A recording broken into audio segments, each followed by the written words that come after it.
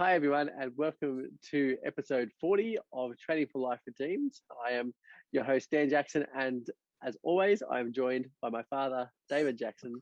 Today, we are up to Joshua 7 and 8, and we are going to dive straight into Achan's sin, Dad.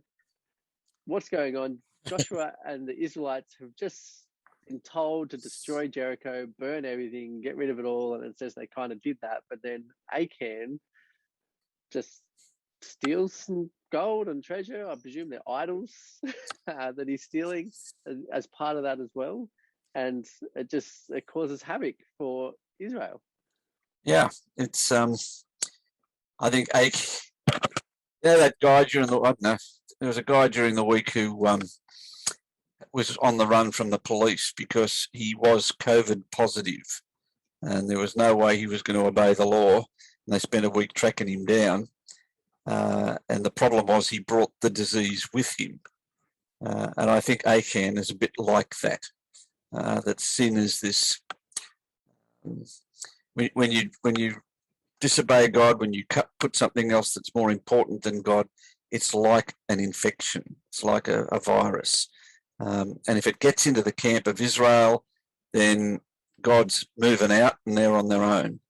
So this concept of holiness is the same concept as quarantine, except instead of quarantining from a virus, you're quarantining from sin, which is a lot more difficult to handle because everybody's born with it. You don't catch it, you just have it.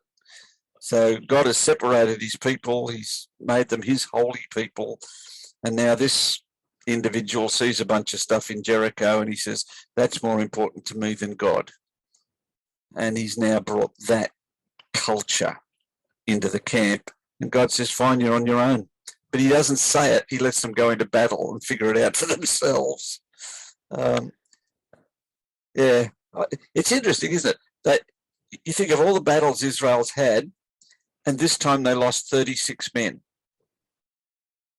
And they've never lost 36 men before. All these wars, all these battles, Midianites and everything else, 36 men, and out of over 1 million, right? They got an army of 600,000. Yeah. Right? They lost 36. They're not used to losing anybody in battle because Yahweh fights for them. And now they're sitting there going, what happened? What did we get wrong? What did we get wrong? No, the AI is not exactly huge either, is it? No. Total population 12,000. Yeah, against 600,000. Yeah, against, that's right. And now I really like Joshua's prayer in Joshua 7:9. He doesn't try and justify Israel. He just says, all the Canaanites and everybody round about is going to hear about what just happened. What will you do for your great name? You've built this reputation that nobody stands before Yahweh, and they're all going to think, oh, yes, you can. It's more about God's reputation than it is about Israel. Yeah, definitely caring more about God and his name than he's about Israel's name. He's not thinking, oh, what are people going to think? The people that can beat Israel? No, it's about the war between God and them. Yeah, so we then have this process where God, we have lots thrown, and eventually Achan is identified. He then gets all wiped out as a result. Yeah, that comes as a bit of a shock to people, doesn't it? Achan is the guy that's done the wrong thing, and his entire family gets wiped out, even his donkey, which I think is interesting. So that tells you it's not about whether the wife and kids chose to be part of the sin. It's more about you brought this virus, this wickedness into Israel, and it's gone into your dwelling. So everything to do with your dwelling has to be cut out. Like, we can't have that inside the people of Israel. And so that whole household with its animals has to be taken out and removed. Yeah, and it's this whole idea that God is holy, and making sure you actually understand the gravity of who God is, that you can think that you can be camped with God and live next to him, really, and have sin with you at the same time. This is going to happen a lot of the time throughout the whole Bible. Every time someone who shouldn't be, we've had it already. As I was wandering through the desert, and people were like, "Oh, I can go and offer incense, or come before God's presence," and they got wiped out. The only cure for sin is death, and that's it's under headship. So everybody under the head is branded with the same brand. So this concept of salvation is about quarantine, about separating God's people from sin, and the only way to do that's death. And so what we see happening here is what actually happens to Jesus. So he has brought Cherem, sin, into the camp. He and his household become Jericho, effectively. So they're counted as being within the walls of Jericho, and what happens to Jericho happens to them. But you take them outside the camp and deal with it. You got to feel, I wonder whether Achan repented. Yeah. Because he doesn't, fair enough, you're standing there and they're going to start drawing lots. And you start with 12 tribes, and how many clans are in that tribe, and how many families are in that clan. And he's sitting there going, and it just so happened they pulled out my one. Nobody else knows that I did this. And there you go, there's my family. He just turns around and says, okay, tell us what you did. And he tells them where the loot is, and he tells them everything. I wonder whether that isn't, okay, I'll take what's coming to me. But yes, I'll help you get this filth out of the camp. So, you live in hope for the fella and his family. But, this is an object lesson. You don't bring the corruption of sin in the world into God's family. Yeah. And then the result then is, they go back to battling Ai, and they destroy Ai. Yep. But they get to keep the loot. They do. If Achan had only waited another week, he could have had a share in Ai's stuff, But it reminds you that this Cherem business, that there are exemplary cities that we're going to use to teach the lesson. But in 90% of the cities, I'm going to give you their farms and their property and everything else. Your job is just to get them out of there. Yeah, it's much like what he does to them as they leave Egypt, because they left having essentially ransacked Egypt with all the gold and stuff from there. Yeah, here's your compensation for 400 years of slavery. We won't bother with the lawsuit. We'll just hit them with 10 plagues. So I enjoyed the tactics of this whole thing. I don't know whether Bible readers enjoy that. But I always thought of two Israelite armies sort of sandwiching these guys. But then I realised reading this through, there's three. He's got one on the north side, one on the west side, and then his little feint comes up the hill, draws them all out of the town, and then a few fellas go into town and finish the town off. And as they've carried all that loot out and got it all out of there, they set fire to the city. And then this main force of about 5,000 comes galloping down the hill, and Joshua stands there and lifts his spear in the air. Everybody does a U-turn like a brass band and marches up the hill, and whammo. And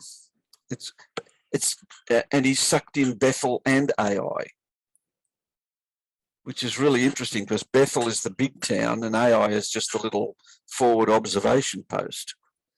So he's managed to take out both towns with one action, and he's kept them from bringing their allies in. So, but do you remember, were you at Valley Wadi Kelt? Yes, I did. Yeah. We had a few war veterans with us when I was there, and we sort of look up, I'm Army Reserve, I just played on the weekends, but you look up this gully and the photos are in the notes. But my goodness, I could not imagine doing a 14K hike up a kilometre vertical climb in the dark at night, tactically, so that they didn't know you were there. And then in the morning when the sun rises, you go into battle.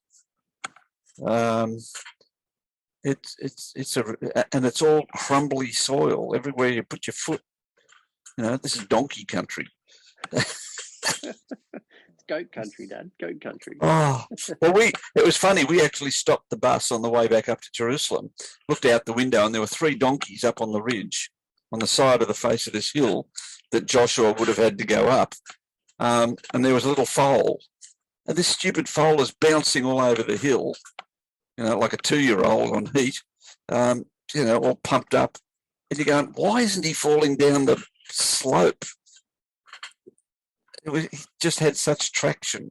And I look at that and I think, God calls on his army to go and do this huge physical, tactical maneuver, and he just takes out the whole of the top of the ridge. It's a very powerful scene. But it's not without hard work. Yeah. We then have a covenant renewal that happens at Mt Ebal. Why didn't they just renew the covenant when they were doing the circumcision before they destroyed Jericho? There was kind of a renewed commitment as well that happened earlier. Yeah. Now we've got another covenant renewal happening. It's interesting because where you go to Mt Ebal, Mount Gerizim, down in the valley is Shechem, and you remember being at Shechem. Yep. I think you got to go down the valley. We weren't allowed. We had to stay up top. People were firing guns at people when we were there. But as you look down that valley, this is where God told Abraham he could have the land.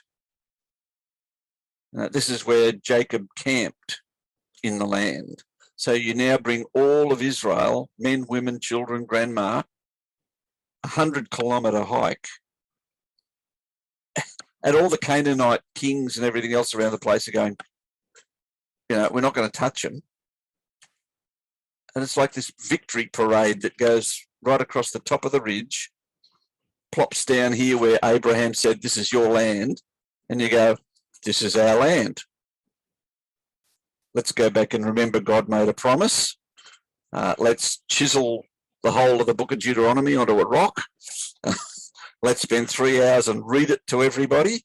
Now you know what you got to do, folks. You can go for a 100-kilometre hike back to camp.